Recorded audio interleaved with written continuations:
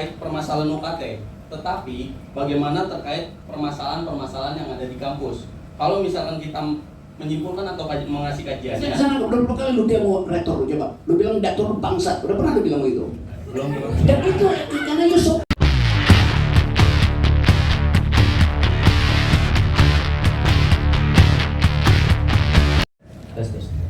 Oke, assalamualaikum warahmatullahi wabarakatuh. Halo, perkenalkan nama aku Sabila Mursid Ramadan. Aku adalah perwakilan dari Ketua BEM Universitas Yarsi. Aku mau menanyakan kepada Kania. Tadi Kania telah membahas tentang pendidikan. Terus kemarin aku juga telah demo pada Hari Pendidikan Nasional di Kemendikbud dan tidak ada hasilnya. Lalu kemarin Wakil Ketua Komisi 10 DPR Hatifah Saifuddin menyebutkan bahwasannya pendidikan di Indonesia adalah pendidikan yang tersier dan tidak wajib. Apalagi kemarin banyak beberapa kampus yang di luar dari universitas swasta, universitas negeri mengatakan bahwasannya mereka menolak bahwasannya UKT itu naik. Tanggapan dari Kania tersendiri itu bagaimana ya? Terima kasih. Assalamualaikum warahmatullahi wabarakatuh. Lu nggak ada pertanyaan yang lebih filosofis gitu lah. Masa lu kayak nanya pada jurnal, kayak wartawan bertanya pada narasumber. You gugat itu dari kemampuan Anda untuk marah, bukan bertanya, Bob. Kalau pendapat kalian beda dengan kamu, mau ngapain coba? Jadi saya mau tahu, saya mau dapat satu pikiran bahwa konsep pendidikannya gagal di mana itu. Ini bukan soal UKT doang. Kalau misalnya, saya setuju supaya bahkan saya ingin supaya Jokowi itu putuskan bahwa dari SMA nggak usah tutup aja sekolah-sekolahnya. Tetapi dengan konsekuensi SMP orang udah bisa bicara Inggris tuh. Itu dasarnya tuh. Coba pakai otak dikit kalau bertanya. Ya, Bung Robi, kemarin juga kan sempat bahwasannya ini bukan terkait permasalahan UKT, tetapi bagaimana terkait permasalahan-permasalahan yang ada di kampus. Kalau misalkan kita menyimpulkan atau mengasih kajiannya. Sana udah berapa kali lu demo rektor lu coba? Lu bilang dator bangsat, udah pernah lu bilang begitu? Belum. Dan itu karena you sopan pada kekuasaan, itu poinnya tuh. Besok lu bilang bang. Ya, besok. Bangsat gitu. Modus bertanya ya.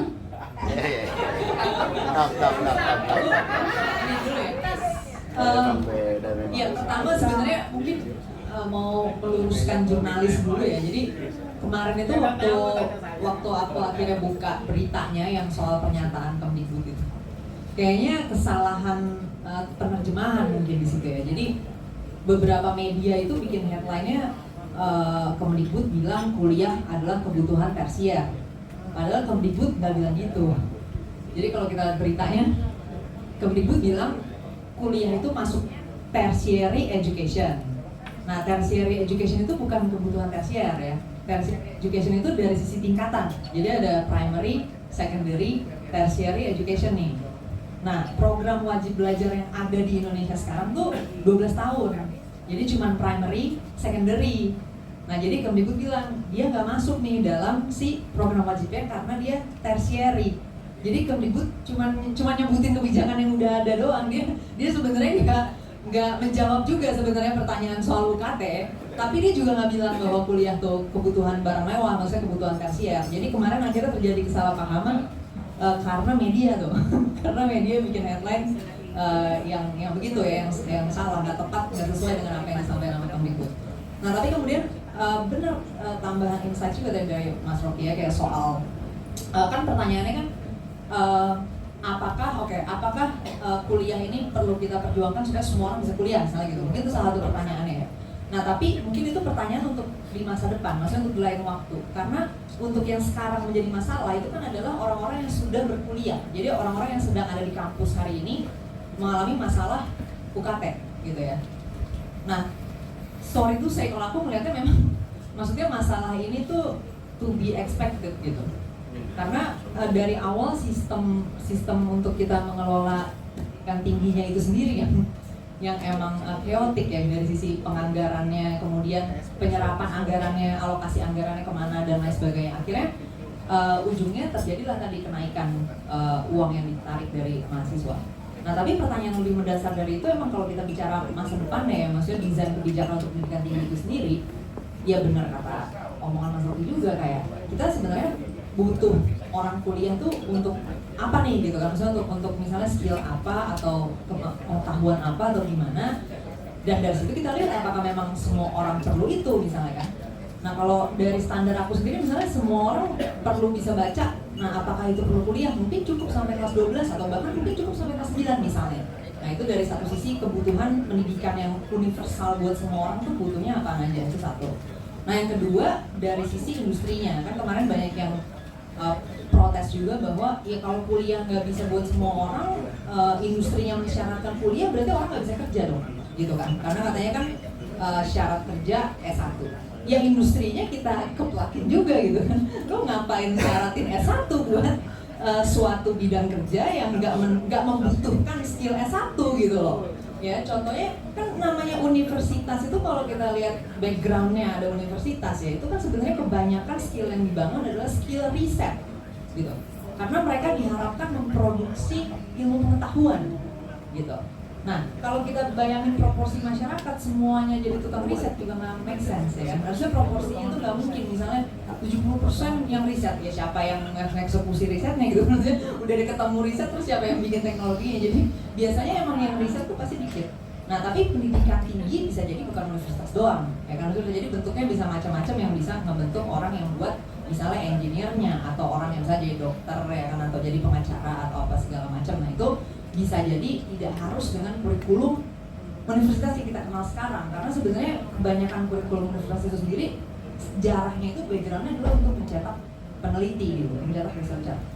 Nah jadi banyak juga yang nggak masuk akal sebenarnya untuk sebuah lowongan kerja seperti ini mensyaratkan itu.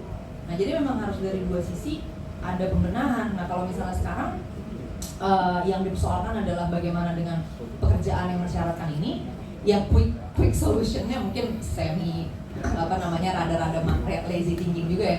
Ya mungkin pemerintah bisa mendesak untuk itu dibenerin berarti si syarat lowongan kerja ini.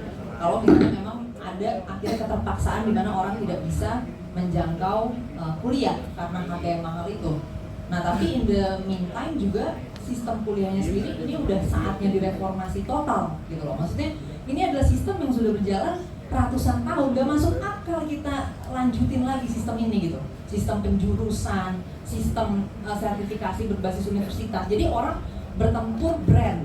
Jadi kampus-kampus itu tempurnya sebenarnya bukan kualitas gitu loh. Tempurnya tuh persepsi brand, bahwa brand UI bagus, brand ITB bagus. Tapi sebenarnya mereka nggak punya akuntabilitas outcomes dari anak-anak masuk situ apa tuh sebenarnya nggak ada. Mereka cuma unggul karena mereka sudah menang brand gitu loh. Itu sama kayak Louis Vuitton gitu kan, kayak kita sebenarnya udah nggak mempertanyakan lagi nih kualitas tasnya mau kayak gimana, udah nggak peduli masyarakat ya kan. Dia udah dibeli di harga 90, 100, 200 juta kayak gitu. Nah sama dengan kampus-kampus di pendidikan tinggi ini sekarang pertempurannya adalah brandnya nih, siapa yang udah brandnya kuat.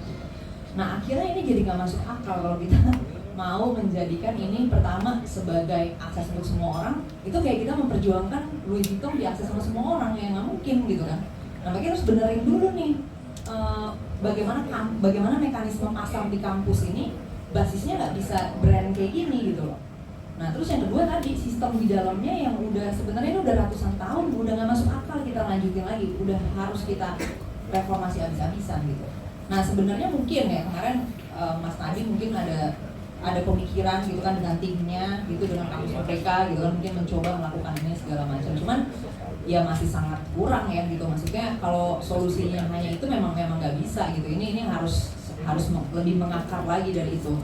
Kalau aku sendiri memang melihat udah nggak relevan lagi kita membiarkan sertifikasi itu basisnya brand kampus gitu. Harusnya bikin sertifikasi nasional untuk setiap skill gitu. Jadi nggak ada tuh namanya misalnya dokter lulusan UI, dokter lulusan UNER, nggak kayak gitu. Tapi ya dokter sertifikasi Indonesia gitu, sertifikasi misalnya ID.